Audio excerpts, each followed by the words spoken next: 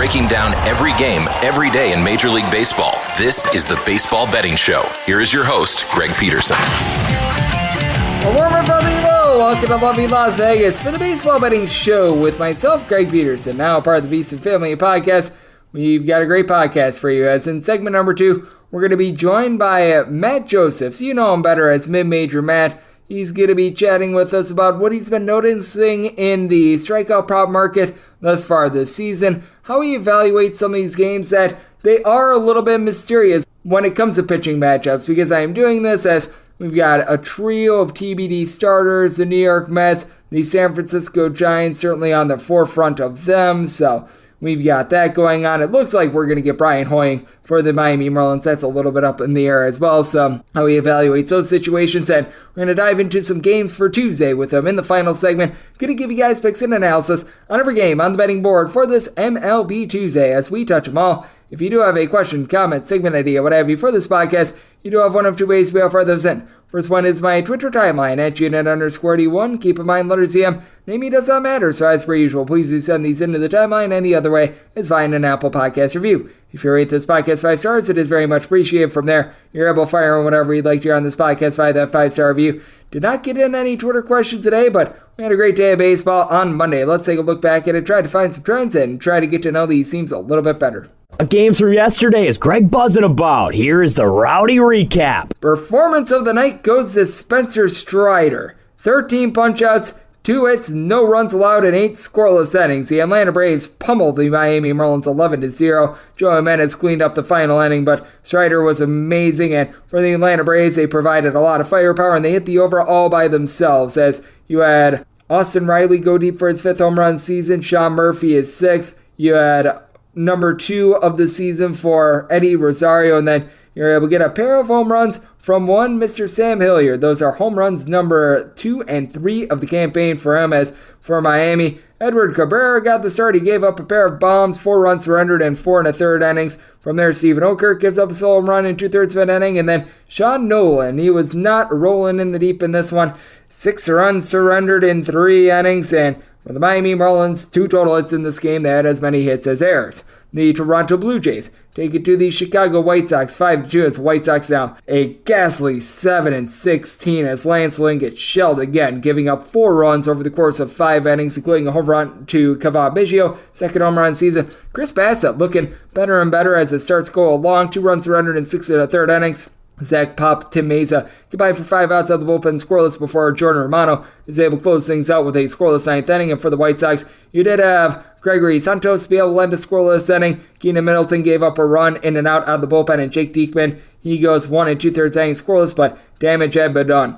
Tampa Bay Rays are now 20-3. They take down the Houston Astros by a count of 8-3. Astros get 2 runs in the top of the first, and then from there, they were held down. It's Jose Urquidy. He gets 8 outs, he gives up 6 runs, all of which were earned. Bullpen from there, they just didn't have a chance. Seth Martinez, 2 1/3 innings scoreless. Ryan Stanek gives up a run in an inning, and Ronald Blanco gives up a run in 2 innings. Pair of home runs here for the Houston Astros. Jeremy Pena, he gets home run number 4 of the season off of Taj Bradley, and Bradley gives one up to Alex Bregman as well as third. And after a rough first inning, you had Bradley get through 5, giving up those 3 runs, and then the Rays bullpen went to work. Jalen Beeks, along with Garrett Clevenger, a scoreless inning, and 2 scoreless innings out of Kevin Kelly to be able to get that one to the window. Just an incredible start to the season for them.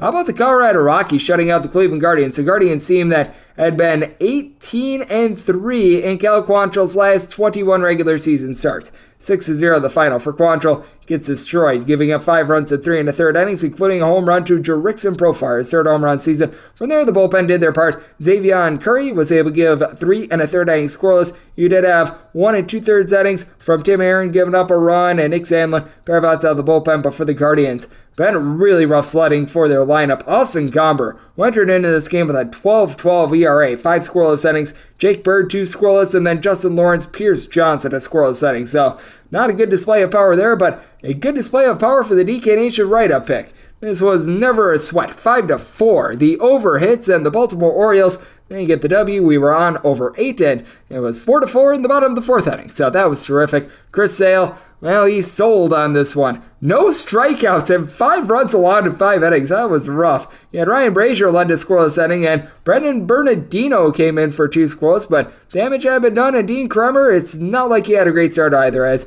he gave up a pair of home runs. Rafael Devers, 9th of the season. Tristan Casas is 3rd for Kramer. He gives up 4 runs over the course of 5 2/3 innings. The bullpen did their part from there, though. Yanier Cano, Danny Columbi, and Brian Baker all on to scoreless inning. Keegan Aiken, he gets an out of the bullpen. So the Baltimore Orioles, they get us to the window on the over, and they get to the window with the win. The Cincinnati Reds, they were on to a 7-6 win over the Texas Rangers, as both starters had a rough go of it in this one as well. Nathan Eovaldi gives up 4 runs, 3 of which were earned over the course of 6 innings. Nick Lodolo, 6 runs surrendered in 4 innings, including a pair of home runs going deep for the Walker Texas Rangers. Josh Young, twice, his 4th and 5th home runs this season. Bullpen for the Reds, though, was lights out. They give up 1 hit and no runs in 5 shutout innings, as Ian Gabot, Lucas Sims, and Alexis Diaz all led to scoreless inning, and Buck Farmer, 2 scoreless innings for the Reds. They go just 2 of 11 with men in scoring position, but they got into the bullpen enough to get the W, as Dane Dunning could not get her done. Dunning gives up 2 runs in 1 2/3 innings before Will Smith get jiggy with it. He allows an inherited runner, as he's not able to get any sort of outs in the 9th inning, and Jose Leclerc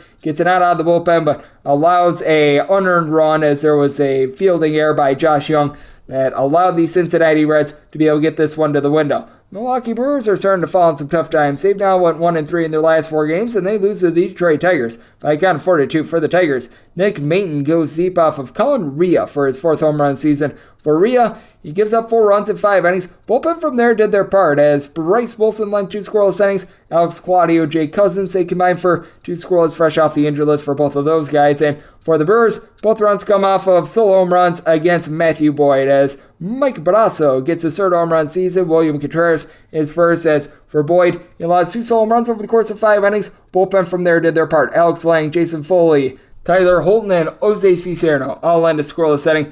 Do have to do this a little bit ahead of time because of Greg Peterson experience.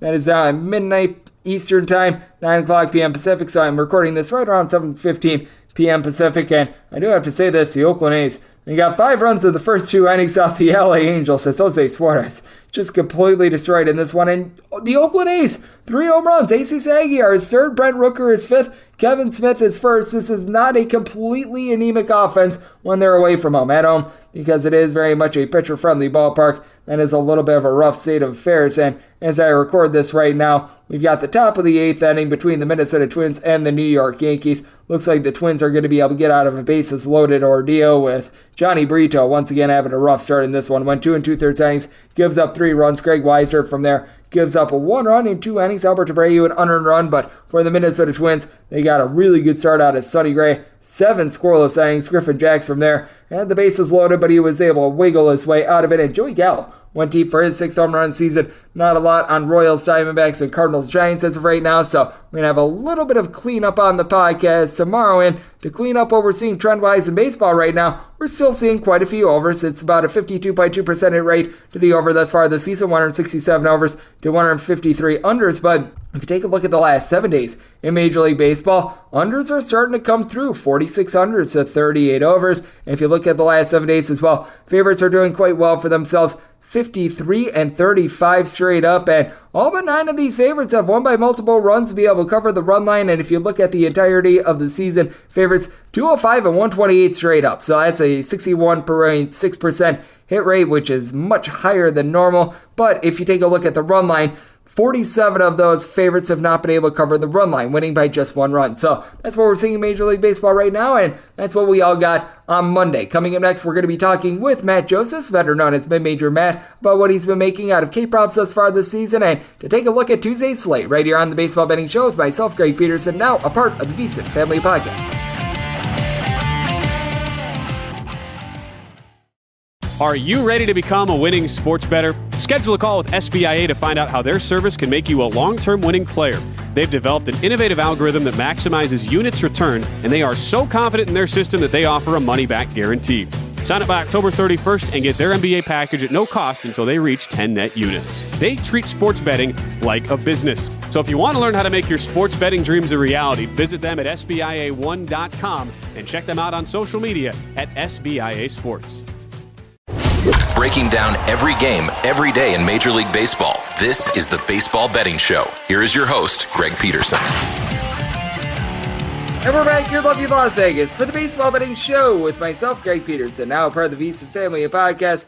It is great to be joined by our guests as we welcome on one of our good friends, Matt Josephs. You know him better as Mid-Major Matt. Does an incredible job handicapping so many different things. Obviously, college basketball, as you can tell from the name Mid-Major Matt, but I know that he is a Philadelphia 76ers fan, so he's able to sit pretty the next few days with them being able to get a sweep in the NBA. I know that he does a great job with the ESPN radio affiliate out in Richmond. He does a great job over at Athlon Sports taking a look at college football. And this time of year, he does an amazing job taking a look at some MLB props. And you're able to follow Matt on Twitter at MidMajorMatt all together. And Mr. Josephs, it's always great to have you aboard. Thank you. Always great to be on with you, Greg. Tons of stuff to talk about as always. There is loads to talk about, my friend. And how about if we dive in on this? Because what I think is so interesting about the Tuesday card is that we do have a lot of TBD starters. Like, it's looking like we're probably going to get someone like an Jose Buto for the New York Mets, but that's a little bit to be determined.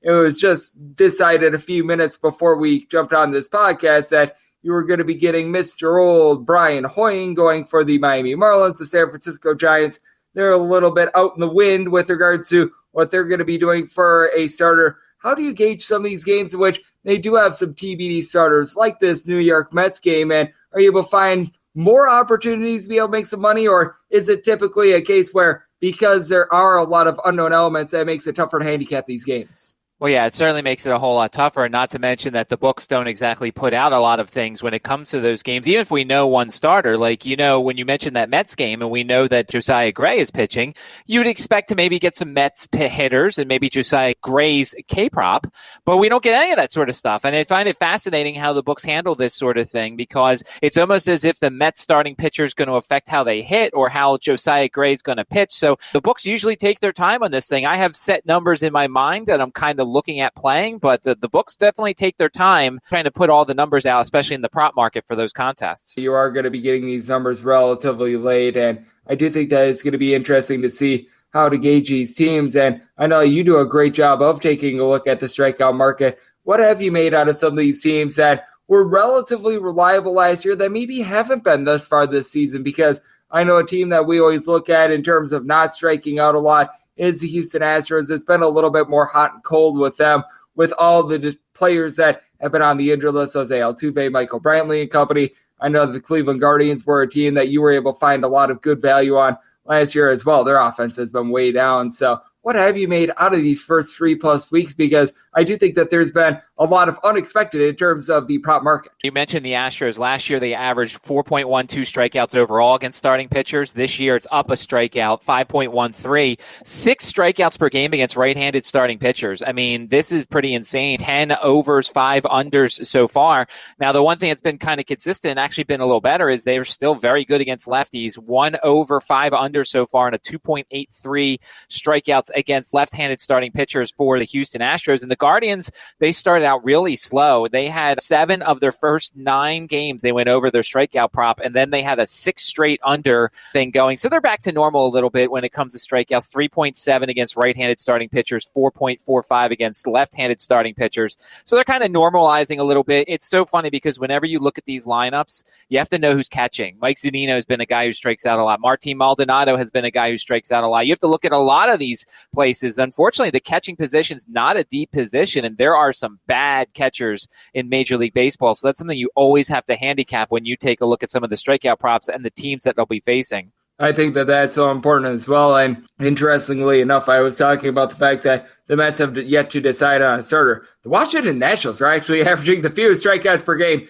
of any team in baseball. Now, a little bit of it might be because they're not getting as many at-bats as a lot of teams because they're not doing the world's greatest job of being able to move the line. But I have found that to be a fascination as well. Joining me on the podcast, we do have Matt Josephs, Mid-Major Matt. He does an amazing job taking a look at the great game of baseball. And Matt, what do you make out of the Tuesday card? Because I do mention those few games that are currently off the board, but I do think we've got some interesting pitching matchups. we don't necessarily have the worst of the worst starters, but these aren't necessarily the aces as well. We're finding a lot of guys that are right around like number 2, number 3 in the rotation, which I always find this to be really the best time for a lot of treasure. I think that you can find the most mispriced guys when you do get into number 3/number 4s, because some of these guys are actually pretty stinking good and they're getting undervalued. Some of these guys, they're not so good and they're getting overvalued. But what do you make out of the card for Tuesday in general? Well, a couple of pitchers that I like to look at here. And, this is going to be a big series for both Pittsburgh, who host the Dodgers, and Tampa Bay, obviously, doing so well this season. You bring the Houston Astros in and you get, a lot of the Houston Astros A-level pitchers here. Now, granted, their lineup is still missing some pieces, but it's still good measuring sticks for both teams. And you look at what Johan Oviedo's done so far this season for Pittsburgh. I mean, he's been fantastic, and he's an underdog in this situation against Noah Syndergaard, who just is not the same pitcher on the road. Now, the question is, do you trust a Pittsburgh Pirates lineup to take advantage of that situation? They did not do enough against Luis Sessa a couple of nights ago, which was very frustrating for me in the first 5 innings. But yeah, I mean, it's a great opportunity for the Pittsburgh Pirates. I may be looking at the Oakland Athletics or the under for the first 5 with Mason Miller on the mound. I know Oakland's lineup is not going to help me very much, so maybe that means I'll lean more towards the first 5 under. But that kid was very good in his first start. I know it's on the road against Angels, but the Angels have been strikeout prone, and we know the kid can throw some strikeout pitches. The other guy that kind of been frustrated so far this season for me personally is Martin Perez. Perez is a guy I've bet on his K-prop twice. He went over on the last batter one time, and he went under one number for me the second time, so he's been very frustrating. And at times, Cincinnati's a very tough place to pitch. I wish the lineup was a little bit better. Luke Weaver wasn't terrible his last time out, so that's kind of an interesting game as well. Yeah, there are a lot of interesting games out there, and one that I think is fascinating is the Baltimore Orioles and the Boston Red Sox, because if you're looking at fade pitchers right now, Corey Kluber is right towards the top of the list. Corey Kluber has made 4 starts for the Boston Red Sox. The Boston Red Sox have lost those 4 starts. Kyle Bradish, not necessarily been lighting it up in terms of his time with the Baltimore Orioles, is able to get a few strikeouts, though. Any main takeaways here? Because I take a look at this total of 8.5, and I think that this is a good spot for an over, whether that be a first 5, a full game, what have you, just because Kluber has been awful, and Bradish, he's able to get strikeouts, but at the same time, he's been shown to give up quite a few home runs at home as well. Yeah, and I'm looking now, a lot of Orioles hitters have great numbers against Kluber. You look at Adley Rutschman, 4 of 13 with 2 homers. Anthony Santander, 8 of 19 with a homer. Ramon Urias, 7 of 15 with a homer. They beat him up the first time around, and the thing is, if you like this Red Sox offense to score some runs, and this is kind of the times that I do look at the overs, is when I'm guaranteed to get a team to bat 9 times. Now, some people are saying, well, wait, what does that mean? Well, if you have like the Yankees against the Oakland Athletics in New York, you know the Yankees are probably going to win the game, and therefore they're not going to bat in the 9th inning. If you think that the Red Sox are going to win this game, which means the Orioles are going to bat in the 9th, you're getting both good offenses batting 9 times. And certainly with Corey Kluber sporting an 8.50 ERA and a whip of 1.5, both teams probably are going to bat in this one because, as you said, there's going to be a lot of runs. So yeah, this would definitely be a situation. We've seen Corey Kluber be bad in his only start on the road. That was at Tampa Bay. He was bad against the Orioles back on March 30th. So yeah, I could certainly see where you're thinking here on the over in this contest. Absolutely. And with Corey Kluber, he does a good job of not giving out a lot of walks. Last year, fewer than 2 walks per 9 innings, but it means that the ball is typically in play quite a bit on him because he's not necessarily a strikeout artist in this day and age of his career. As joining me on the podcast, we do have Matt Josephs. And Matt, I want to get your thoughts on this starter and Blake Snell, because we know that Blake Snell is one of those big name guys, and when he's rolling, he's able to get some strikeouts, but right now we're finding him as a very slight favorite against the Chicago Cubs. We're not going to find a lot of totals on this game because of Wrigley Field win. That dictates a lot of the totals in this one. I'm seeing a few early ones of like an 8.5 at DraftKings, but we shall see what other books post up later on during the night into the AM. But what do you make of this game between the Padres and the Chicago Cubs? Because the Padres have been rather anemic on offense, and whenever Blake Snell has been out there for the Padres, it feels like bad things have just happened for this Padres team. Yeah, it's usually fade Blake Snell on the road, play him at home. I mean, he was bad in 2 home road starts so far this season. Last year, he was better on the road for the Padres, but if you go back to 2021, he was absolutely horrific on the road. So it's usually one of those things where you're playing him at home and you're fading him on the road. Now, of course, as you mentioned, with Chicago, you got to look at the wind. You got to look at some of the other things that are involved. Is there going to be any precipitation, whatever, stuff like that. So those are some of the things that come into play when you look at the Chicago Cubs. And I like Steele. I think Steele's a solid pitcher. Now he's going to go up against a very good Padres lineup. And if the wind is blowing out, then certainly an over comes into play, especially with that top 4, top 5 that they have. It's one of those things where I can't really necessarily make a play until I see the win. But Blake Snell on the road is one guy I do not like to back. Yeah, no question about it. It has been rough for him, and I'm so glad that you brought up a few minutes ago that Dodgers versus Pittsburgh Pirates series. That is going to be an intense one because the Pittsburgh Pirates, entering into the week, they have the top record in the National League, something I never thought that I was going to be saying. But what do you make out of some of these teams with demonstratively hot and cold starts like the Pittsburgh Pirates, for instance? Because I think that it's very fair to say this is not the same Pittsburgh Pirates team that has been losing 95 to 100 games year in and year out. I think that they are certainly improved there. I just cannot get behind some of these people that are putting like the Pittsburgh Pirates in the top 5 of their power rankings as well. And I do think that it needs to be a little bit of a 50-50 approach when taking a look at some of these teams with really hot and cold starts through about 22, 25 games of the season, because I do think that we need to be a little bit more stock up on the Pirates than we were maybe in, say, March, very, very early April. But at the same time, I don't want to be going all the way on the team like the Pittsburgh Pirates, especially with their early schedule. Yeah, their schedule was very easy, but you still have to win the games. I mean, listen, there's been some other teams who have had easy schedules and they haven't taken advantage of it, so you have to give them credit for that. I'll just say this, I don't think Vinny Velo is going to pitch the way he's been pitching this whole season. I mean, the 7 shutout innings against the Reds, all right, you're home, that's not bad, 10 strikeouts. We know he's got potential, but the 6 shutout innings he threw in St. Louis back on April 13th, I don't see that happening once again. And I think Oviedo is a very good pitcher. I think Mitch Keller, I mean, that was a guy that I took advantage of early because he was working on a bunch of pitches. His velocity was up in spring, and the books kind of took their time adjusting, so we got some low strikeout numbers with him.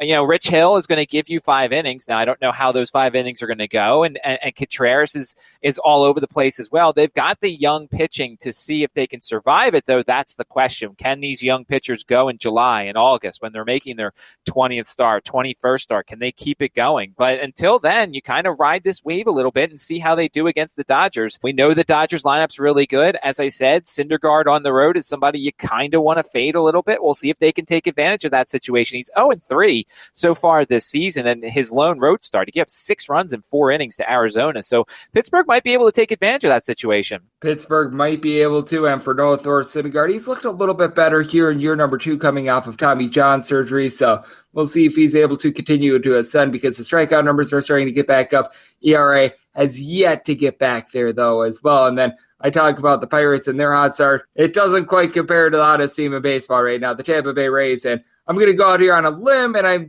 going to say that they're not going to go 19-3 in their next 22 games, but I mean, it has been an incredible start for them. How do you gauge a team like the Tampa Bay Rays where it feels like they can do no wrong? They've been able to win all these games to begin the season, but you just know that inevitably their pace of hitting like 350 home runs this year, it's probably not going to be maintained. It's certainly not. It's not. Yeah, they're not going to be doing that this season. But we always kind of sleep on Tampa Bay, and it's one of those things because they don't have a big payroll and they don't have a true superstar that I think everybody knows, like Wander Franco. The baseball fans know, but they don't have that guy that you like see in commercials that people are talking about, and so like they kind of go under the radar. Plus, their attendance isn't very good, so their starting pitching is really good. I mean, yeah, you have a guy go down with an injury, and then all of a sudden, hey, let's bring up Taj Bradley, and then all of a sudden, like they're back to normal, and then you still have a Tyler Glasnow who's out there, and we'll see what he can do when he eventually comes back. And that 5th spot that they kind of use an opener for, like they know how to do these certain things, and they've had a little bit of a tough schedule to start too, although there was Oakland and there was Washington, there was Cincinnati, but have these easy games, you still have to win them. We'll see how they do in this series against the Astros and how some of these better pitchers will do in these matchups. Drew Rasmussen's always been a very interesting guy. He usually goes about 5 1/3, 6 innings or so, but he's been off to a very good start so far this season. 3 scoreless outings of 4 so far. Yeah, it has been really impressive to take a look at this Rays team, and I think that they're going to be a team that's going to be there when we do have the postseason into the back half of October. At the same time, I just don't think we're going to see 19-3, but clearly they look like one of the teams to beat in the MLB right now, as we do have Matt Josephs joining me on the podcast. And Matt, I will let you have the floor. Is there any other games that you're going to be taking a look at for Tuesday, whether it be a guy or two that you're going to be looking to back, or just a game or two that you want to see a little bit more from in general? Because I do think that there's some very interesting and fun games for this Tuesday. Well, I mean, I got to bring up my Phillies. And it's funny because people always message me. They're like, oh, what do you think the Phillies are going to do today? And I just kind of shrug. I mean, you look, they lost that first game to the Rockies. They didn't score any runs. And then they did what they were supposed to against the Rockies. And 11-12, nobody's really freaking out or anything. Bryce Harper still hasn't come back. Ranger Suarez. There are some pieces that are still due to come back. Ellie Falter's been one of their better pitchers so far this season, though. He has gone deeper. He's coming off a 7-inning outing, which has been very rare for the rest of the Phillies so far, and they're going up against the Seattle team that I don't know necessarily what I could think of for the Mariners. And Logan Gilbert's been a guy who's been very solid. I feel like he's one of these guys that you're basically going to look at, and he's going to give you 6 innings. He's going to give up a couple of runs. You're going to get some strikeouts. He's, been a pretty good strikeout guy so far this year. I'd like to see how this Phillies lineup handles him, because I bet you there's not a lot of guys who have seen him before. And as I look right now, only 7 hitters, and they're combined 3 for 27 with 14 strikeouts. So can Logan Gilbert continue to pitch well in that building? And then, of course, Spencer Turnbull's been pretty bad for the Detroit Tigers. He is a bad pitcher. And our favorite, and I know your favorite, Jose Barrios, he's at home, though. But at home, Jose Barrios is a different pitcher. He's a better pitcher, and he gets a White Sox team that has just been absolutely miserable so far this season. And Mike Clevenger, who's been all over the place, coming off that 3-inning outing. So we'll see which pitcher who's been all over the place in that game can actually focus up and do well in that one. Yep, and for Mike Clevenger, he hasn't legitimately pitched the worst. That bullpen of the White Sox, so oh my goodness, that is really, really bad, to say the least. I still remember a game in which I backed Clevenger. He went 6 scoreless innings, and then bullpen comes in, completely lights the game on fire. Not sure if I could get behind Jose Barrios being a minus 195 favorite, but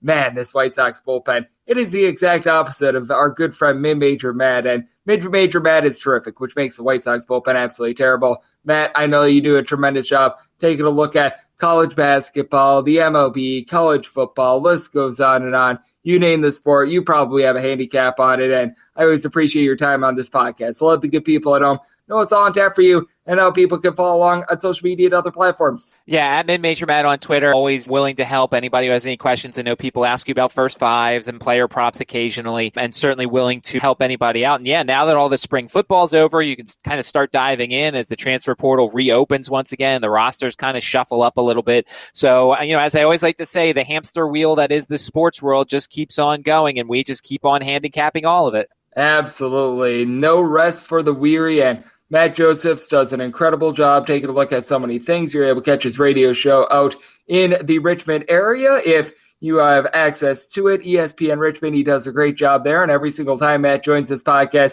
he does an incredible job of lending great insights, much like he did today. So big thanks to Matt for joining me on the Baseball Betting Show, now part of the VSiN Family Podcast. And coming next, it is that time of the podcast to give you picks and analysis on every game on the betting board for this MLB Tuesday as we touch them all.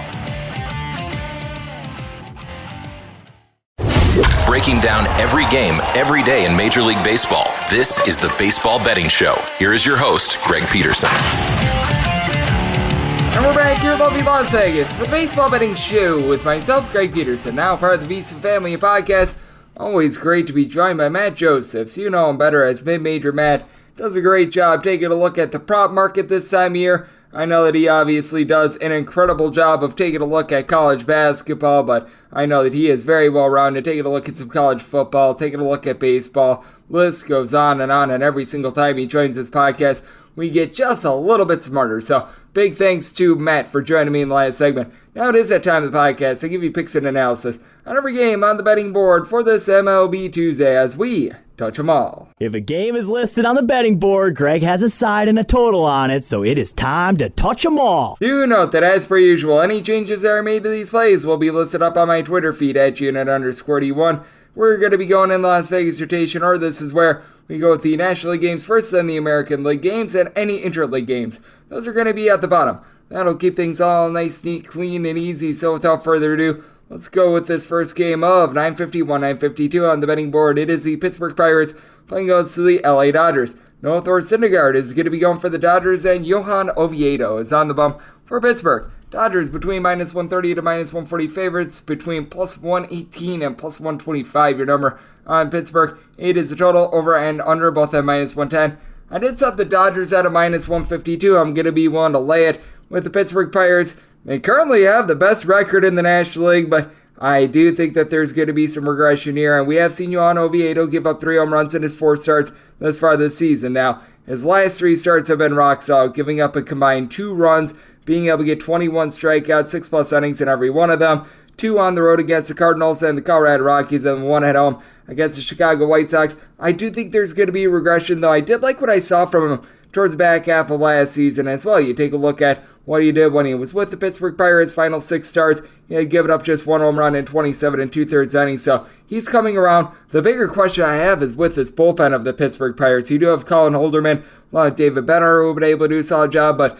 currently you're missing Chase Young. You've got my question marks with guys like Robert Stevenson, Dory Moretta and company, and for the LA Dodgers, they currently lead the National League in home runs. Max Muncy with 11 bombs currently leads all National League players, so he's been on fire. It's been tough for the Dodgers to move the line. They're hitting at .229 as collective, but they draw walks. I believe that they currently lead the National League in terms of total walks, as you currently have 5 out of your top 6 players in terms of total at-bats with at least 10 walks this far this season. James Outman, he's been able to hit above a 300. Mookie Betts has been able to get on base with 387 on base, just 3 home runs. I think that he's going to be able to pick that up a little bit. It's really been the bottom of the fold. Guys like Trace Thompson, Jason Hayward, you're able to go down the list. Miguel Rojas, guys like this, hitting below a 200 that has been hurting this team. Meanwhile, for the Pittsburgh Pirates, I do think that they are going to be affected by not having O'Neal Cruz out there. That's a big deal. Top of the lineup has been able to do a good job of being able to reach base. Brian Hayes has really been the exception, as he, Ji-Wan Bae are a pair of guys who are hitting below a 230, and then you've got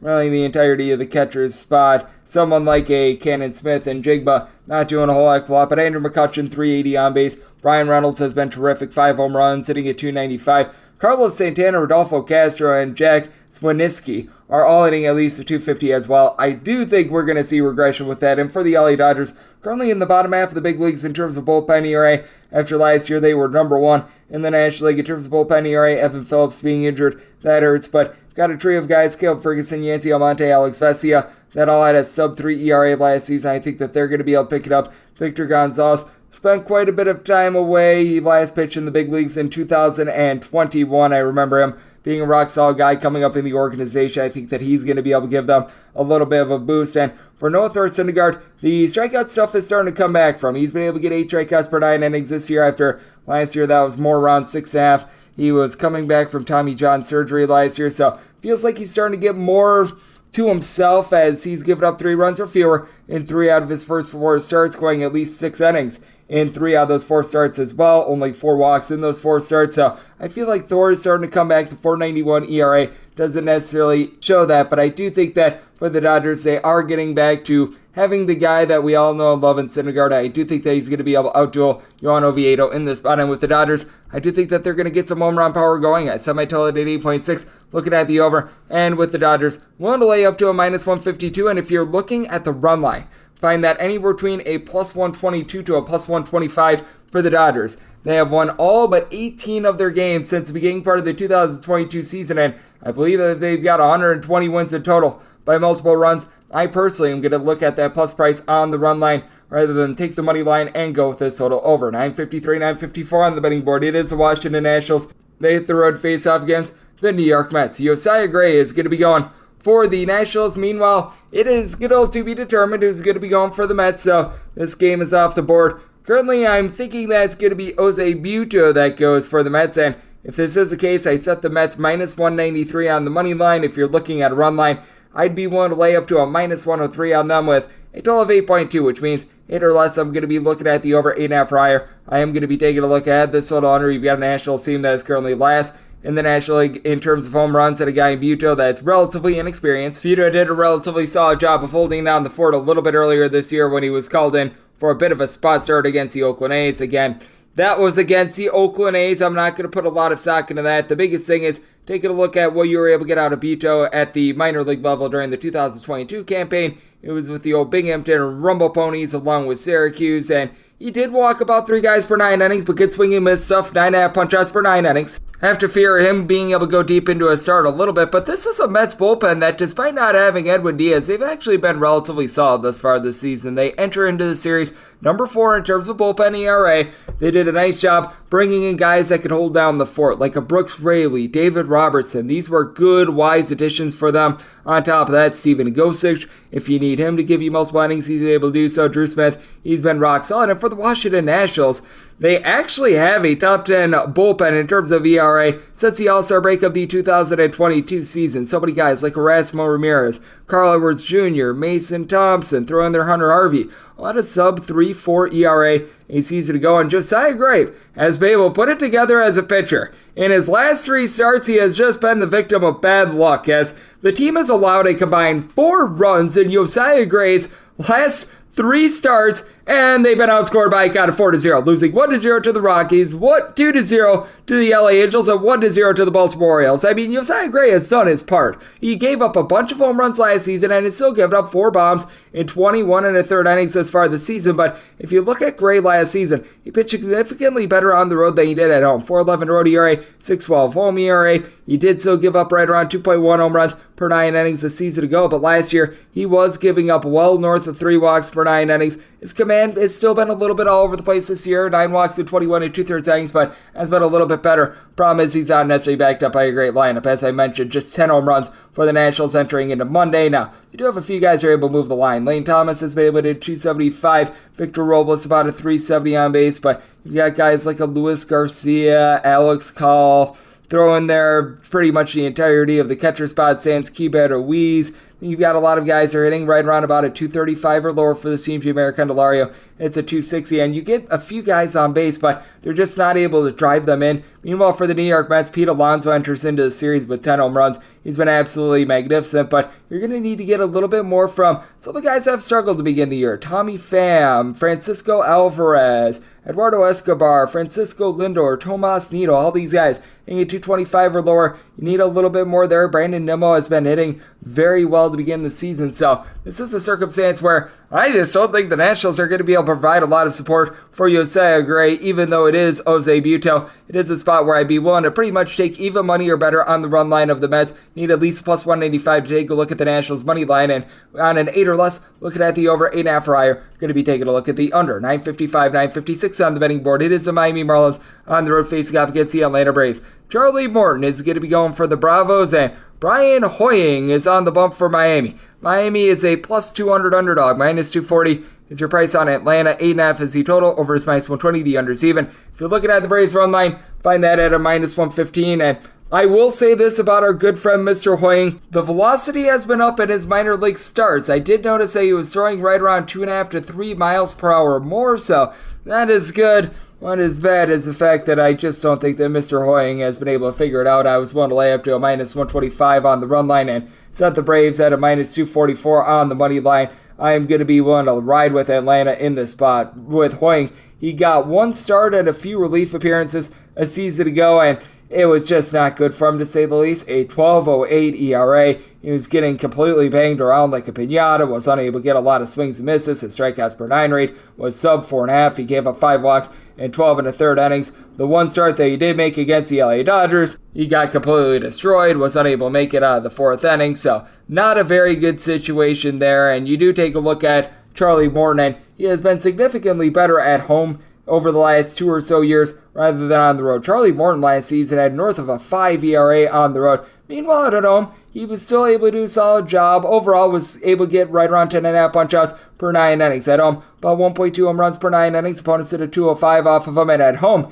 he had north of 12 strikeouts per 9 innings. 5.72 road ERA. So he was a very Jekyll and Hyde pitcher a season ago. I do think that he's going to be able to do a good job against the Miami Marlins lineup that entering into this series, dead last in the National League in terms of runs per game. You do have Jorge Soler, who's been able to do a good job of being able to go yard, 5 home runs, and if you look at his advanced numbers, he's just ripping the cover off the ball. Luis Arias, along with Garrett Cooper, have been able to move the line. Arias enters into the series hitting a 444. Cooper throwing their Brian De La Cruz, both hitting above a 290, but it's really been the bottom of the fold not holding up their end of the bargain. The Marlins, they don't have a lot of power outside of Jorge Soler, so when you've got guys like Avicio Garcia, John Birdie, Jesus Sanchez, Jacob Stallings all hitting at 224 or lower, that kills you for the Atlanta Braves. Need a little bit more out of Eddie Rosario along with Marcell Ozuna, but Ronald Acuna Jr. hitting at 374 to begin the series. That's what you like to see. Austin Riley, Matt Olson, both have right around a 360 on base with a combined 10 home runs. Sean Murphy,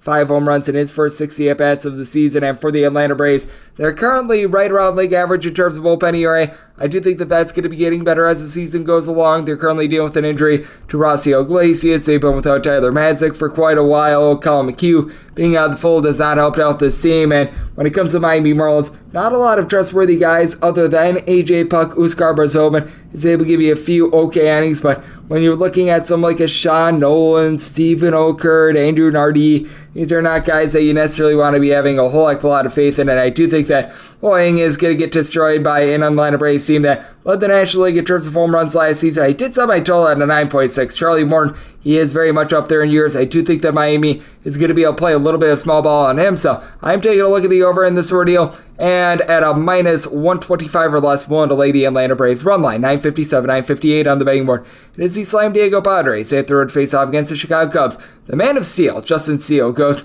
for the Cubs, and Blake Snell is on the bump for San Diego, and the Padres between minus 107 to minus 115 favorites, and between even money and minus 105 your number on the Cubs. Currently seeing one opener of 8.5 on this total at DraftKings. Over is minus 120 and the under is even. Talked about this a little bit with mid-major Matt, but I do feel like the Cubs should be a slight favorite. I set them at a minus 106, so I'm going to be willing to ride with their money line, and if the total that we're seeing across the board is an 8.5, I'm going to be taking a look at the under. When it comes to the Wrigley Field win, by the way, looks like we're going to be, for one, getting some very cool temperatures out there in Chicago. Keep in mind, it's still late April out there. It's going to be right around like 40 or so degrees at first pitch time, and I'm seeing the wind blowing in, so I don't really understand why we've got a total of 8.5, especially with the Padres currently being a bottom 7 team in the big leagues in terms of batting average, a bottom 8 team in terms of runs per game. The Padres were able to put it together a little bit more towards the back half of their series against the Arizona Diamondbacks, but by and large,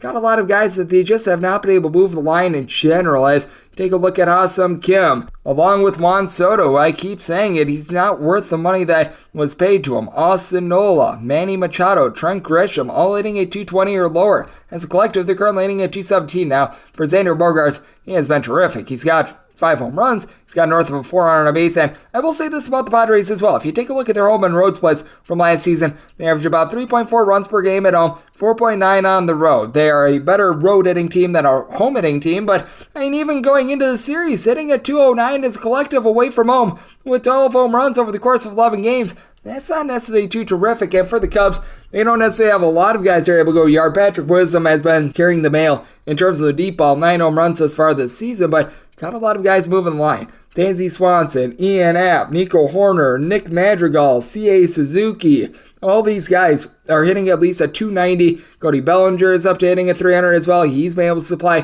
5 home runs now. The Cubs bullpen can be a little bit shaky. They got Michael Fulmer, Brad Boxberger that come in the offseason, but Mark Leiter Jr. is someone I've been liking for this team, and I do think that you're going to be able to get a relatively good start from Justin Steele. Justin Steele was a man of steel when he was at home last season. If you take a look at the last 2 seasons, his ERA a little bit more than a point lower at home rather than on the road over the last season and a half or so. He's been posting up a sub-270 home ERA, giving up just 3 home runs in north of 75 innings. Meanwhile, for Blake Snell, this guy has an ERA north of a 1.5 higher when he's on the road rather than when he is at home in a San Diego Padres uniform, and he just gets wild with it. Through his Padres career, right around 4.4 walks per 9 innings, and other than Josh Hader, this is a very suspect bullpen. Brent Honeywell has actually been doing a solid job for the team, but guys like Ray Kerr, because, well, you've got Nabel Christmas currently out of the fold. Ryan Weathers, Tim Hill, they're not the world's worst performance, but at the same time, you just need better. Luis Garcia was rock solid for the team last season.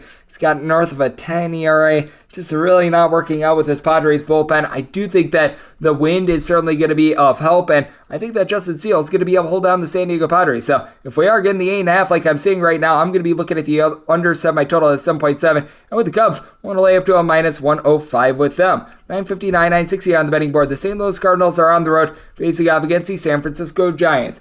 The Woodford, Jake Woodford, is going to be going for St. Louis, and reason this game is off the board is it's good old to be determined for the San Francisco Giants.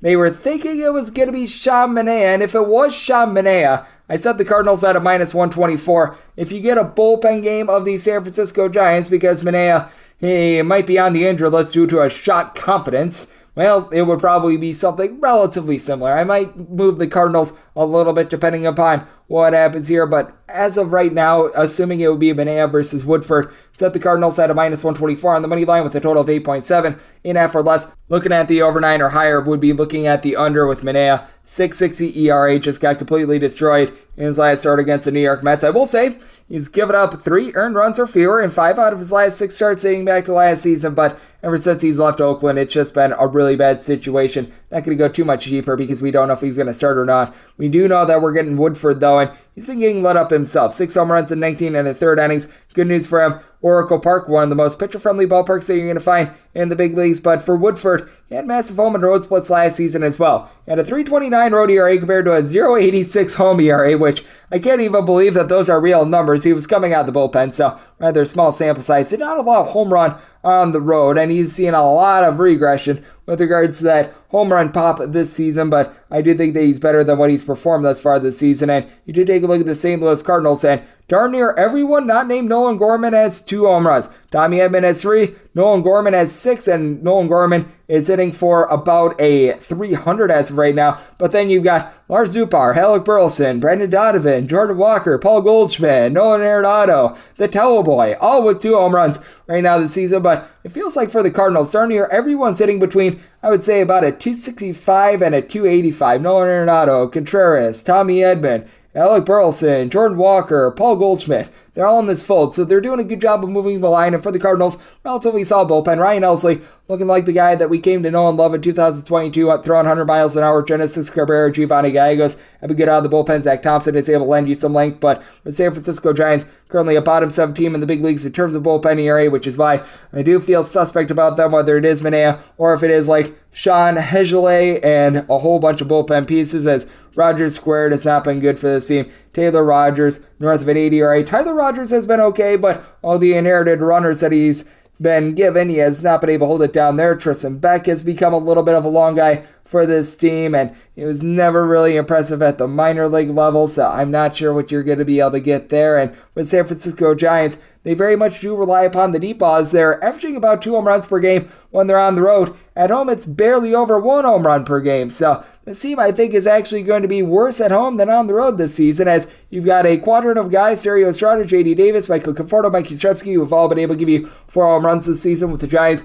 I just still really think you're not going to have a single guy hit for more than 30 home runs, but you could have like 8 guys hit for 20. You've got Brendan Crawford along David Villar, both belting out 3 home runs, but both of these guys are also hitting below a $170 right now. Lamonte Wade Jr. has been hitting at 215. You had a Sergio Estrada hitting about a 330, but not a lot of guys moving the line right now for the Giants. So in Woodford versus Manaea, I set the Cardinals at a minus 124 on the money line, and with my total 8.5 or less, looking at the over 9 or higher to the under. Now we get my DK Nation write-up pick. It hit yesterday, so why mess with something that hit yesterday? Once again, when you see a big edge, once again, 961, 962 on the betting board. The Baltimore Orioles, they play host to the Boston Red Sox. Corey Kluber goes for the Red Sox, and Kyle Bradish is on the bump for Baltimore. 8.5 is the total. Over is minus 115. Under is minus 105. Baltimore is between a minus 135 to a minus 143 favorite. And between plus 115 and plus 132 is your number on the Red Sox. I set my total north of 10. I don't understand where the low totals for the series are coming from. I typically don't want to be going back to back or anything like that, but I have to try to give you guys the most profitable play on the board, and I just don't understand this total. Kyle Bradish has been a hot mess since he's gotten called up to the big leagues. He's got a career ERA that is north of a 4.5. At home throughout his career, 1.7 home runs per 9 innings. Going up against the Boston Red Sox team that entered into yesterday, averaging 5.7 runs per game on the road. And Corey Kluber is a disaster.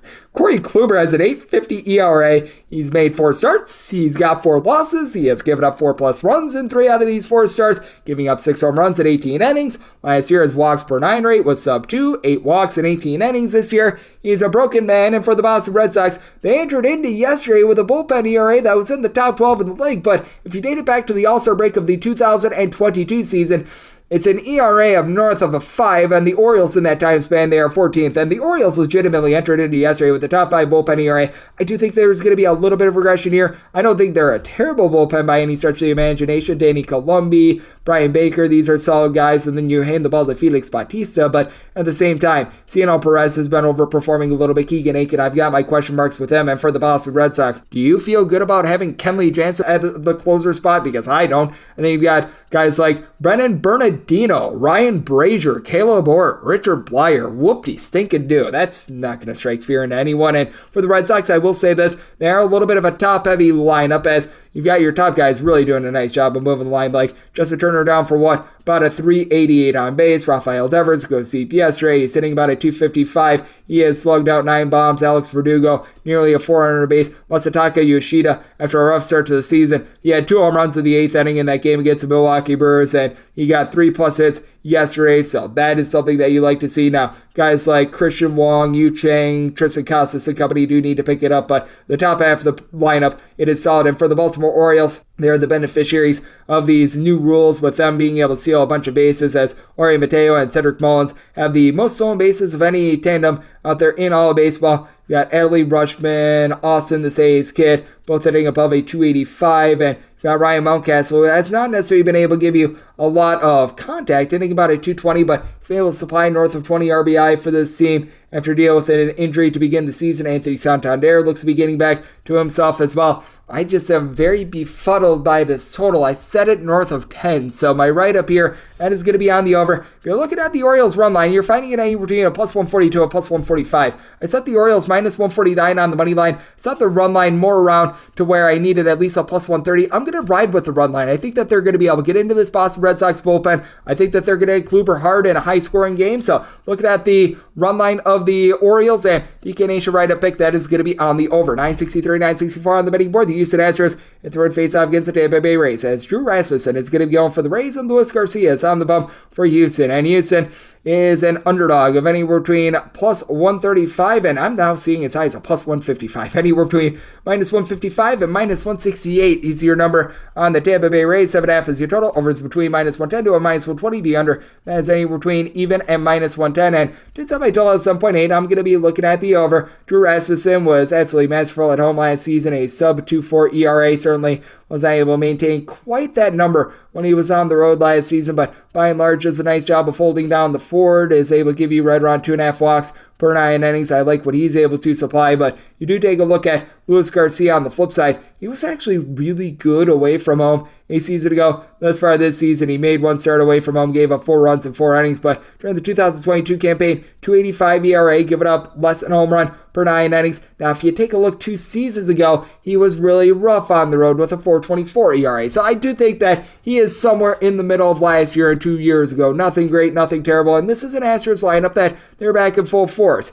They were able to do a nice job putting up a pair of runs in the first inning yesterday, as it seems as though Alex Bregman is finally back from what was a really rough start to the season. Kyle Tucker, he's been able to supply some boom, as he's been able to give you right around 5 or so home runs. He's hitting at 300. Yordan Alvarez, he got the day off yesterday, but you got to expect him to be back in the fold. He's been doing an amazing job, because when runners are in scoring position, he's hitting like a 700, it seems. But Corey Julks, he's been hitting above a 300. He did a very solid job at the minor league level last year. He's available for the Rule 5 draft. Everyone passed on him. So, the Astros, they're going to take that. Mauricio Dubon is hitting north of a 300 as well. Even with Jose Altuve and company out of the fold, the Astros still have a solid offense. And for the Tampa Bay Rays, literally everyone is hitting right now. They had 6 guys in the starting lineup yesterday hitting above a 300. It's just absolutely ridiculous. I think the only guy that has seen consistent at-bats that has fewer than 3 home runs right now is Manuel Margot. Manuel Margot has actually had a rough season. You know that he's going to be able to pick it up, but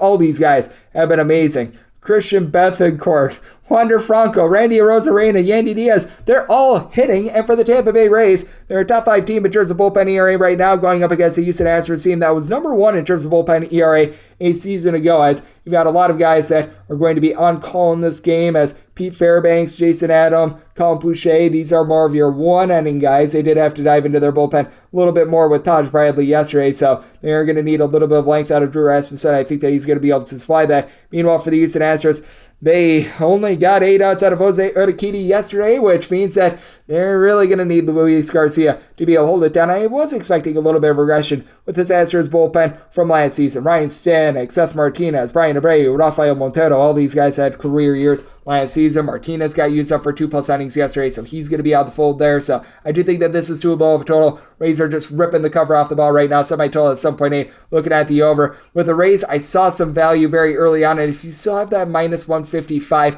I'd be willing to lay it. If you're looking at the run line, I'm still seeing between plus 135 and a plus 140. Plus 135 is my minimum buy point on the Rays. So at current numbers, I see more value with the run line than the money line of the Rays. And if this gets steamed up any further, I think that you're just getting to a point of no return. But as I'm doing this podcast right now, I'd be willing to take a plus 135 to a plus 140 on the run line with the Rays as of right now and the over. Again, I will preface this. If this gets up to like minus 175, minus 180, that's when you've got a nice buy point on the Houston Astros. I personally took a little bit of an opener on Tampa Bay. 965, 966 on the betting board. It is the Toronto Blue Jays. They play us to the Chicago White Sox as Mike Clevinger is going to be going for the Southsiders, and Jose Barrios is on the bump for the Toronto Blue Jays, and the Blue Jays between minus 185 to minus 195 favorites, and between plus 160 and plus 170. Here's your number on the White Sox. 9.5 the total. Unders between minus 115 and minus 120. The overs any between even a minus 105. I set the Blue Jays at a minus 141. I'm going to be willing to ride with the Chicago White Sox. Now,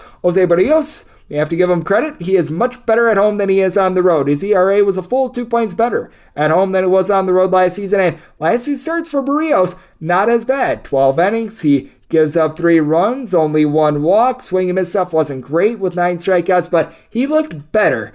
I still have my question marks with Jose Barrios because even when he was at home last season, he had a 4.24 ERA. He was still allowing 1.1 home runs per 9 innings, and opponents were getting a 273 off of him. And he goes up against the Chicago White Sox team that they are not willing to take their base very often, but they do have guys that are able to get on base and move the line. Entering into yesterday, you had Andrew Benintendi hitting about a 285 for this team. Now, you need to pick it up a little bit with a few of these guys. Eloy Jimenez, along with Elvis Andrus, Lori Sosa, falling below a 215. It's not necessarily a great look, but you've been able to get some good production out of Luis Robert from a power standpoint. He and Jake Berger, 5 home runs apiece. Berger's providing about a 325 on base. The injuries to Tim Anderson and Yoel Moncada are just absolutely terrible, but you won't know what's even more terrible. This Chicago White Sox bullpen. I mean, my goodness gracious. In the bottom 3 in the big leagues in terms of ERA. Whenever Joe Kelly has been out there, it has just been a hot mess for them. I mean, talk about living up to a name. Aaron Bummer, this entire bullpen is a bummer as he, Kendall Graveman, Jimmy Lambert, Ronaldo Lopez, all these guys that had a sub-3.5 ERA last season, they have not been able to fulfill that this season. Gregory Santos along Keenan Middleton both enter into the series with a sub-3 ERA. They've actually been able to do an okay job for the team, but the Toronto Blue Jays, Saints Anthony Bass, who's been taking hook, line, and sinker in a popcorn situation, they've been able to do a nice job of holding it down with this bullpen as Joe Romano's a nice closer, Eric Swanson, Yimi Garcia, these are guys that I'm able to rely upon quite well. And for the Toronto Blue Jays, you do have a lot of guys who are moving the line. It's not been a Toronto Blue Jays team that's been able to hit a bunch of homers. Entering into yesterday, they were averaging only about 1.1 home runs per game. You know that's going to be picking up a little bit more, but they're certainly getting on base. Whitmer Field, Boba Shev, Vlager Jr., Matt Chapman, all hitting at least a 300 for this team. Andrew Kirk, he's providing a 400 on base. Batting average has not necessarily been there. Brandon Belt, after a rough start to the season, he's starting to come around as well. But I do think we've gone a little bit too far because I really don't have a lot of faith in Jose Barrios. And with Mike Clevinger, I know that there's a lot of people that are out on him, and the walks are a little bit unsightly. He's been giving up right around 5 walks per 9 innings. He hasn't been bad. He's given up 7 earned runs across his 4 starts thus far this season. He's given up 2 home runs. The swing and miss stuff, not quite to where it was prior to having to undergo Tommy John surgery, but I think that it's starting to come back. I think that Mike Clevinger is able to lend a little bit of value as I set the Blue Jays at a minus 141. Being able to get north of a plus 160, I'm going to be willing to take a shot on the White Sox. Semi-total 9.1. Barrios pitches significantly better when he's at home rather than away from home, and I do think that Clevinger is going to do an okay job of holding down a Blue Jays team that hasn't been able to go yard thus far this season. So looking at the under, and I'm looking at the White Sox. 967, 968 on the betting board. The New York Yankees at the road face off against the Minnesota Twins. Joe Ryan goes for the Twins, and Nestor Cortez is on the bump for the Yankees. Yankees are anywhere between minus 105 to plus 105 underdogs, and between minus 110 to minus 115 is your number on Minnesota. 7 is the total. Over is minus 115. The under is minus 105. I feel like the Yankees should be the favorite. Set them at a minus 117. with Nestor Cortez. His ERA did go up to about a 3.05 when he was on the road last season compared to more like a $1.90 when he was at home, and he does give up a few more home runs when he's away from home, right around 1.4 home runs per 9 innings when he was on the road last season, but he's been rock solid this year. In all 4 of his starts, 3 earned runs or fewer surrendered, 3.09 ERA, getting about 9 strikeouts per 9 innings, 4 walks in his 4 starts. Really like what I've seen there. Meanwhile, Joe Ryan has made 4 starts, and the Minnesota Twins, they're 4-0 in those starts. He has given up 3 runs or fewer in 3 out of those 4 starts. He has given up the deep ball, though. 4 home runs surrendered in those 4 starts. His swing and miss stuff is up, right around 10 punch-outs per 9 innings. He's going up against the New York Yankees lineup that, as we know, it is pretty all or nothing, and they're currently dealing with an injury to Giancarlo Stanton. The big thing for the New York Yankees is getting some of these dead bats to be able to pick it up. I know that a lot of people are buzzing about Anthony Volpe, but I mean, he's still hitting a $186. You've got Aaron Hicks, who got to start yesterday, and he's just terrible. He, Franchi Cordero, Jose Trevino, Kyle Higashioka, these guys can get 215 or lower, are absolutely killing them. As Aaron Judge, not looking like the Aaron Judge of last season in terms of getting on base. Still has 6 home runs thus far this season, though. Anthony Rizzo has been tremendous, 400 on base. He's supplying some power. DJ LeMahieu, Gleyber Torres, they have found a way to get on base, but it's a very top-heavy lineup that does rely upon the deep ball. But for the Minnesota Twins, they entered into the series bottom 7 team in terms of batting average, haven't necessarily been able to go deep too much. Joey Gallo, 5 home runs to begin the season, is relatively solid, and they get back Ore Polanco, who over the last few days, he's been able to produce since coming off the injured list, but Byron Buxton, Jose Miranda, Joey Gallo, I mentioned before, Michael A. Taylor, in between about a 225 to a 245, and then you got guys like Max Kepler, Carlos Correa. I mean, insert whoever you want to in terms of some of those middle infield spots. They're only at 220 or lower, and for the Minnesota Twins, league average bullpen right now with Oriel Cullen now on the injured list. You're looking at Brent Hedrick needing to get some innings. That's not great. I like Giovanni Morin and Yohan Duran. Both of these guys had a sub-3 ERA last season, but the Yankees, they've got the far better bullpen. It's a little bit of a venture whenever you've got Clay Holmes out there, but Wandy Peralta, Albert Abreu, Ron Marinaccio, Jimmy Cordero, these are guys with a sub-3 ERA. So I do think that Nestor Cortez going to be able to match Joe Ryan. I do think that the Yankees win this game with their bullpen. I did set my total at 8.2. I think that a 7. I recognize it's pitcher friendly. I recognize that conditions are a little bit cooler in the Midwest this season. Just too low in my opinion. I think that both of these guys are prone to give it up a deep ball or two. So looking at the 7 over, I set my total at 8.2. And with the Yankees, I set them as more around a minus 117 favorites. So taking them on the money line to go along with the over 969, 970 on the betting board. The Oakland A's at third face off against the LA Angels. Griffin Canning goes for the Angels, and you've got Mr. Miller going for the Oakland A's and Mason Miller. 8.5 is the total. The over is minus 115. The under is minus 105.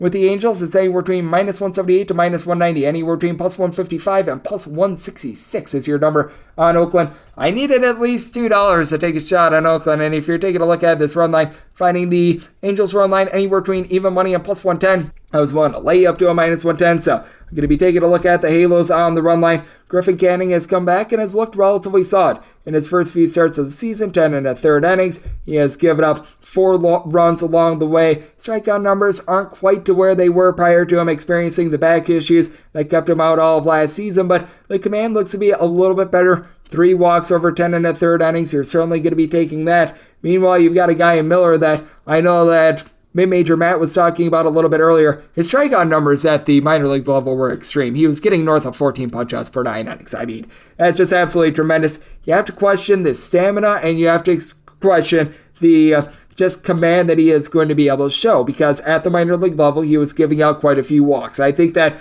Miller can honestly be a star in the big leagues. I think that he's a little bit raw at this point, and he's backed up by an Oakland A's lineup that it's not great to say the least. Now, I will say this about the Oakland A's, because they do play in such a pitcher-friendly ballpark. It does bog down their numbers. Going into yesterday, away from home, this is a team that as a collective was hitting a 243. It's not amazing, but it's not as bad as their home batting average of a 206. So I will say that about them. You've got someone in Brent Rooker has been able to do a good job of being able to go yard 4 times along Shea Langolaris. Both of these guys have been able to give you a little bit of on base, as Langolaris about a 310 on base. And when it comes to Rooker, he's been able to hit north of a 300 thus far. As Sergio Ruiz, he's hitting at 280, but you're just hurt by so many dead bats. Tony Kemp, Ella Mendes Diaz, Ryan Noda, throw in there Jace Peterson, Kevin Smith, all hitting at 200 or lower. Meanwhile, for the LA Angels, they've been dealing with some shaky bats as well. Guys like Jake Lamb, Brendan Drury, Luis Rengifo, these guys hitting a 220 or lower. That's not helping them out. Anthony Rendon continues to be a waste of money. Entered into yesterday with 0 home runs, but you got Mike Trout, Shohei Ohtani, both of these guys supplying 5 bombs to begin the season. Both of these guys doing an amazing job getting on base. Taylor Ward was a little bit cold to begin the season, but he seems to be picking it up. And for the Oakland A's, they are dead last currently in terms of bullpen ERA. I know that we all like to dunk on the LA Angels bullpen, but it's not that of the Oakland A's, as they were not good to start out with, and now they're dealing with injuries to Danny Jimenez along to Domingo Acevedo, 2 of their better relievers. You've got Sam Mull, who's been able to do a relatively okay job. Zach Jackson's able to give you some innings, but when you've got guys like Adam Muller, Chad Smith, and company that you need to rely upon, Jersich Familia, that's not great. And for the LA Angels, if you take a look since the All-Star break in the 2022 campaign, they're actually above average in terms of their ERA. Now, I don't think that they're necessarily that good. You've got Andrew Wands, Jose Quijada, who many people are angry about from Saturday and company, but I do still think that the Angels are going to be able to do a relatively solid job against an Oakland A's team that is pretty suspect with regards to their bats right now. I think that Griffin Canning gives a good start, but I just alluded to it, both of these bullpens not necessarily too trustworthy. Even though it's a nighttime game in Los Angeles, I'm going to be willing to go with the over. Some I told it at 8.6 because I do think that the Angels are going to be able to get Miller out early and get into that bad bullpen. One to lay the run line of the Angels, one to lay up to a -110 there, and taking a look at the 8.5 over. 971, 972 on the betting board. It is the Colorado Rockies on the road facing off against the Cleveland Guardians as Peyton Battenfield is going for the Guardians, and Ryan Feltner is on the bump for Colorado. 8 to 8.5 is the total on the 8 over. That is -120, and the under is even on the 8.5. Under is between -120 to a -125. Over is between even a +105, and for Cleveland, they're in between -190 to -205 favorites, and between +170 and +175. Your number on Colorado. If you're looking at the run line of the Guardians, find that as high as a +115, seeing in most places more around a +105 to a even money price, and I was willing to go up to a -120 on the Guardians run line. Now, the Colorado Rockies were able to get their offense generated yesterday, and they were able to get the job done holding the Guardians scoreless, and it's been a rough year for the Guardians. Currently, they're dead last in the American League in terms of home runs, as Steven Kwan had 3 of the team's 4 hits yesterday, but I think exactly what this team needs is a nice dosing of Ryan Feltner, who has been just terrible this year. He has a 6.16 ERA. He's actually been able to get right around 9.5 strikeouts per 9 innings, but his walks per 9 rate is above 6. He's got a career ERA that's well north of 5. His home runs per 9 rate for his career is hovering right around 1.7 as well. He's terrible at home. He's terrible on the road. Just not a trustworthy guy. Meanwhile, for Peyton Battenfield, not a guy that's going to give you a lot of strikeouts, swing and miss, or anything like that, but he's relatively good in terms of his command. He's made 2 starts thus far, giving up 3 runs, 2 of which were earned in 10 and 2/3 innings, with one of those starts coming against the New York Yankees, and he's backed up by one of the best bullpens in the big leagues. As a matter of fact, for the Cleveland Guardians, since the 2022 All-Star break, #1 team in terms of bullpen ERAs. You've got guys like Nick Sandlin, Eli Morgan, Trevor Steven, along with Angel De Los Santos, who all last season had a 3.2 ERA or better. Now, James Karinchak has been all over the place, but Emmanuel Clase continues to be nails. Meanwhile, for the Colorado Rockies, in that time span, bottom 5 bullpen ERA. They did pick up Brad Hand along with Brent Suter in the offseason to be able to fortify this, and Daniel Bard, who began the season on the injured list, he is back, so that helps them out. But for the Colorado Rockies, since the beginning of the 2022 season, averaging about 3.1 more runs per contest in road games. Every other team is averaging at least 3.4 runs per game, as their batting averages, their just overall power numbers, they completely slip when they're away from home. As a matter of fact, going into the series, 9 home runs in 13 road games thus far this season with a team batting average of 212. CJ Cron has been able to do a nice job entering into yesterday on the road, hitting about a 285, and having Chris Bryant out there just in general is big, but not a lot of guys towards the bottom of the fold that have been struggling for the team. Meanwhile, for the Cleveland Guardians, don't have a lot of power, but all these guys in Oscar Gonzalez, Andres Jimenez, Will Brannon, Steven Kwan, Ahmed Rosario, Jose Ramirez, all had at least a 270 last season. Josh Naylor has not been good for the team. They do need Josh Bell to pick it up as well, saying at 220, but these are guys that are able to move the line. I do think that the Cleveland Guardians are going to be able to lock in this spot against a Rockies team that trots out their Ryan Feltner, one of the least trustworthy guys in the big leagues. I do think that Colorado can be able to get to Battenfield. Battenfield is a relatively young guy that doesn't get a lot of swings and misses, so I do think that Colorado can hold up their end of the bargain, get right around 3 to 4 runs for this total. As I set it at a 9.1, looking at the over, but I think that the Guardians get right with their offense. Looking at them on the run line at even money / a plus money price, and the over 973, 974 on the betting board. The Texas Rangers hit the road face-off against the Cincinnati Reds. Yes, we are on to Cincinnati, and they're on to Luke Weaver getting the start for them. Meanwhile, Marty Perez is going to be on the bump for Texas. Texas is back to being a favorite, anywhere between minus 125 to a minus 135. Meanwhile, between plus 110 and plus 120 is your number on Cincinnati. 9.5 is your total. Unders between minus 115 and minus 125. The overs anywhere between minus 105 and plus 105. And semi-total at an 8.8. I am going to be willing to take a look at this total under. And when it comes to the Walker Texas Rangers, I do feel like they should be more around a minus 142 favorite, so I am going to be willing to ride with them on the money line for Marty Perez. The big thing for him is command, as he has just throughout his career given up north of 3 walks per 9 innings, and with him not necessarily being a high strikeout guy, that is a bit of an issue. He has given up 4 home runs this far this season, but really aside from that, he's been able to do a good job of being able to cut down on contact in general. He did have the 4 walks in that start against the Houston Astros, but the team is 3-1 in his 4 starts this far this season. 3 runs or fewer surrendered in every one of them. He was an all-star last year that got off to a nice start, and thus far he's been able to get off to a nice start. Now, Luke Weaver, he gave up 4 runs in 6 innings in his first start of the season against Pittsburgh. I believe all 4 of those runs came in the first inning. He looked much better after that first inning, but I still have my question marks with him. For Luke Weaver, he was actually a really good pitcher. If you look at 2019, he completely lit it up when he was with the Arizona Diamondbacks and the St. Louis Cardinals. He had just that renaissance year where he had a 2.94 ERA with Arizona, and then in 2020 and beyond, it's just been absolutely terrible. Since then, he's had north of a 5 ERA. He has not been able to find himself at all. Career about 3 walks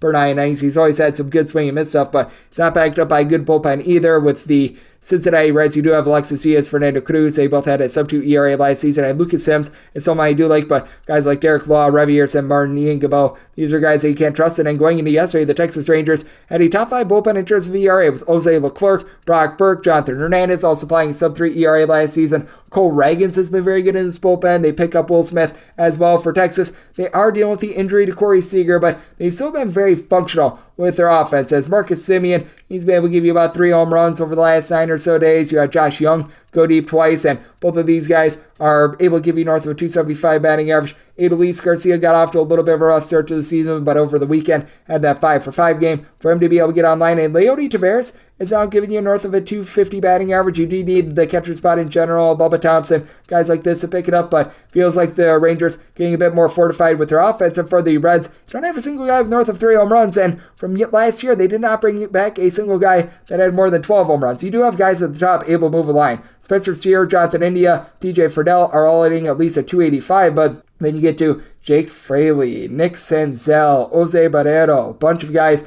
that are in a sub-235, guys that just don't really give you a lot of pop whatsoever. And I do think that Luke Weaver, he's starting to look a little bit better. I think that this total's a little bit too high just because even though it's a very hitter-friendly ballpark in Cincinnati, the Reds just aren't going to be able to do their part with regards to the total, and it is a little bit chillier out there in Cincinnati this time of year. So did set my total at an 8.8, looking at the under, and with the Rangers willing to lay up to a minus 142 with them. 975, 976 on the betting board. The Seattle Mariners hit the road face-off against the Philadelphia Phillies. Bailey Falter goes for the Phils, and Logan Gilbert is on the bump for Seattle. And the Mariners are between minus 115 to minus 120 favorites. Any between even money and plus 110 is your number on the Phillies. 8.5 is your total. Over is minus 120, and the under, it is even. And I set the Mariners minus 126. I'm going to be willing to ride with them on the money line. I know the mid-major Matt was talking about Bailey Falter looking better, and I do agree with him. And for Bailey Falter, even last year, he's given up right around 2.2 walks per 9 innings, 4 walks in 22 innings thus far this season, but he doesn't necessarily give you a ton of swing and miss. He's given up a combined 8 runs at 11 2/3 innings in his last 2 starts, so after a good beginning to the season, things are starting to fall off. Just 12 strikeouts in 22 innings thus far this season, and I really like the upside of Logan Gilbert. He had a relatively equal home and road ERA a season ago. He does give up a little bit of hard contact, has already given up 3 home runs in his 4 starts thus far this season, and for Seattle, you always have to be questioning this team being able to move the line. As last year, they were 3rd worst in the big leagues in terms of batting average, but you do have guys that are starting to pick it up. Jared Kelenic, after he had a couple disastrous seasons, 6 home runs at a 375 on base thus far this season. Ty France has been able to give you about a 380 on base. Oscar Hernandez, after a rough start to the season, he's got 5 home runs. He's starting to get on. And Eugenio Suarez at just 2 home runs. That's a little bit surprising. And it's really the bottom of the fold. Guys like A.J. Pollock, Colton Wong, Thomas Murphy, these are the guys that they really need to pick it up. Meanwhile, for the Philadelphia Phillies, they're doing an amazing job of being able to get on base. They currently lead the National League in batting average at a 276. I mean, you've got Nick Castellanos, Bryson Stott, Alec Boehm, all hitting at least a 300. Throw in there Armando Sosa, Brandon Marsh as well. Trey Turner down for what is hitting at 295, but you're not getting a lot of power out of these guys. Kyle Schwarber has been able to give you 5 home runs this far this season. Brandon Marsh 4, but 26 home runs in 23 games. You'd expect a little bit more.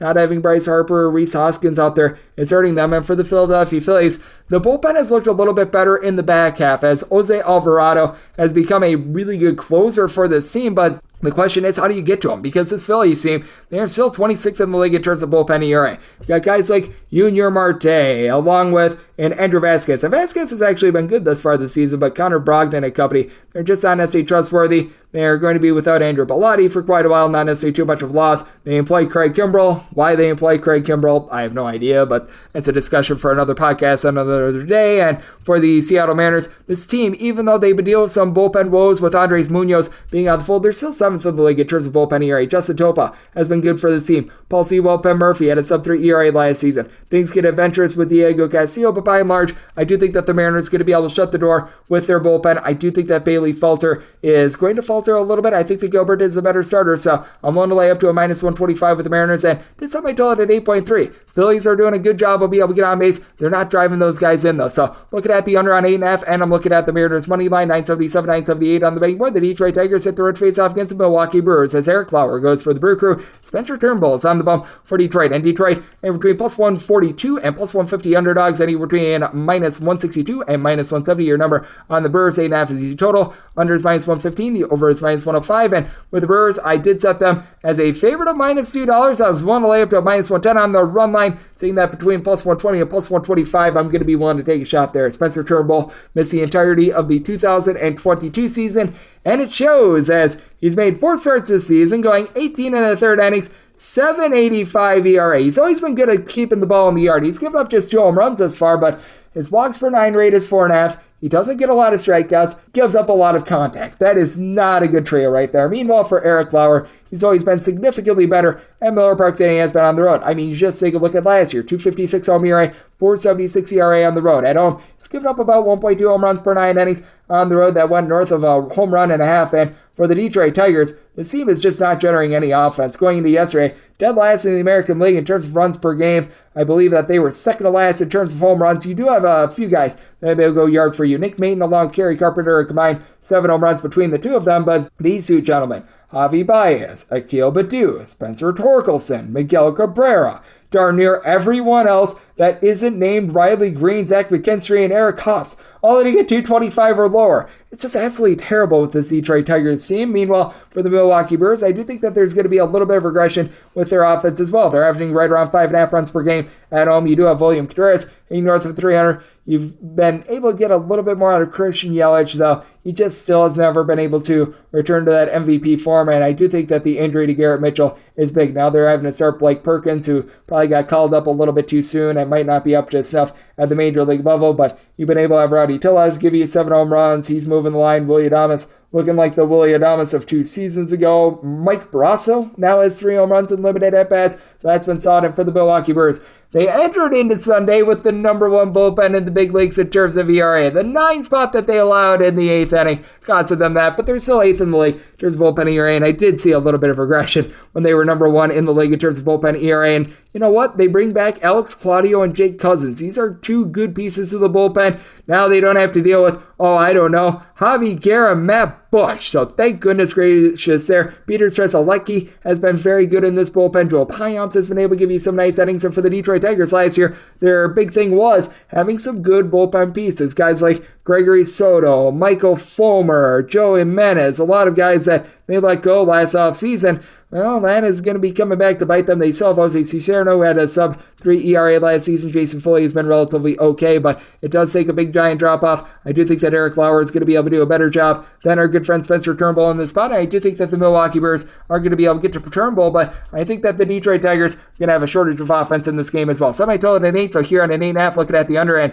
with the Brewers getting a plus money price on their run line. Going to be taking a look at that, and we wrap things up with 979, 980 on the betting board. The Arizona Diamondbacks play host the Kansas City Royals. Brady Singer is going to be going for the Royals, and Ryan Nelson is on the bump for Arizona, and the Diamondbacks between minus 132 and minus 140 favorites, between plus 115 and plus 125. Your number on the Royals, 9.5 is the total, over and under anywhere between minus 105 to minus 115. Did set my total at an 8.7. Looking at the under with the Diamondbacks, set them at a minus 134. I'm seeing the minus 132 max I'm willing to lay there. I'm seeing a run line of between plus 140 and plus 145. Would need a plus 150 or greater there. So it's really that minus 132 money line, or wait to see how this line comes out, because I am noticing that the Diamondbacks, they open up more around a minus 140 favorite, and we've seen a little bit of money come in on the Kansas City Royals. So it's becoming more and more of a play of Arizona as things go along. And for Brady Singer, I mean, he's been able to get the team some victories, as for the Kansas City Royals, they have now went 14-6 in his last 20 starts, but he has gotten lit up in his last 3 starts.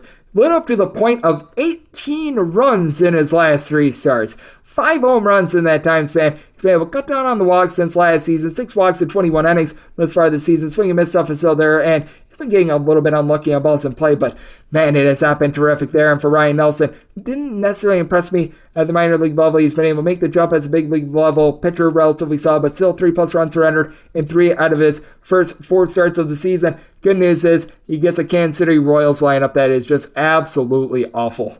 They entered into yesterday, I believe, 3rd worst in the big leagues in terms of runs per game, 2nd worst in terms of batting average. You've got Bobby Witt Jr. entered in yesterday with 4 home runs, hitting at .255. Vinny Pasquantino, 4 bombs, hitting at .265. Past that, not a lot to speak of. Salvador Perez, rough getting out of the gate, 2 home runs and 82 at bats, sitting at .220. And then you got guys like Nate Eaton, Nick Pratto, Hunter Dozier, Jackie Bradley Jr., Michael Massey, all hitting at .190 or lower. Meanwhile, for the Arizona Diamondbacks, they were one of the lesser teams in the big leagues in terms of home runs per game at home last season. That's been continuing on this year. Christian Walker, he was out of the fold yesterday due to injury, so I did have to shade them down just a little bit because he has been dealing with some ailments, but Corbin Carroll has been amazing as a rookie. Ian Ketel Marte of the Marte Parte along with Gabriel Moreno, in between about a .280 to a .290. Carroll, 4 home runs, 8 stolen bases as well. He has been good with that regard. Evan Longoria, Lourdes Gurriel, both hitting right around about a .265. Geraldo Perdomo is hitting at .355. I think we're going to see regression there, but Alec Thomas, Jake McCarthy hitting below a 200. We should see some progression there, but with this Royals team as well, you just cannot trust in this bullpen. Entered into yesterday, 29th in the league in terms of bullpen ERA. You got Aroldis Chapman and Scott Barlow that have been good, and Josh Zema is coming off of injury, but yeah, Carlos Hernandez, Taylor Clark, Jose Cuas, just a lot of guys that you really have zero faith in whatsoever. And for the Arizona Diamondbacks, they get back Joe Mantiply, who spent the beginning part of the season on the injured list. Kevin Ginkel has been a little bit banged up, but you also have Kyle Nelson, Andrew Chafin, Miguel Castro. These guys should be able to hold it down for them as well. I do think that Brady Singer starting to go through a little bit of a rough patch. I think that this total is a little bit too high. I think that he's going to be able to find it a little bit more, and I think that Ryan Nelson, he's going to be able to bust out as well because the Kansas City Royals just aren't hitting right now. Semi-total at 8.7, looking at the under, and want to lay up to a minus 133 on the Diamondbacks money line, and that wraps things up for the Tuesday edition of the Baseball Betting Show, now part of the VSiN Family Podcast. A big thanks to Matt Josephs, aka Mid-Major Matt, for joining me in the last segment. If you do like what you're hearing from this fine podcast, the Baseball Betting Show, you're able to subscribe wherever you get your podcasts: Apple Podcasts, Google Play, Spotify, Stitcher, and TuneIn. If you have a question, comment, segment idea, what have you for this podcast, you do have one of 2 ways to be able to those in. First one is my Twitter timeline at GNet_D1. Keep in mind, letters EM, they mean does not matter. As per usual, please do send these into the timeline. Other ways, find an Apple Podcast review. If you rate this podcast 5 stars, it is very much appreciated. From there, you're able to fire in whatever you'd like to hear on this podcast. Find that 5-star review coming at you guys every single day throughout the baseball season. That means I'm coming at you once again tomorrow. Thank you so much for tuning in.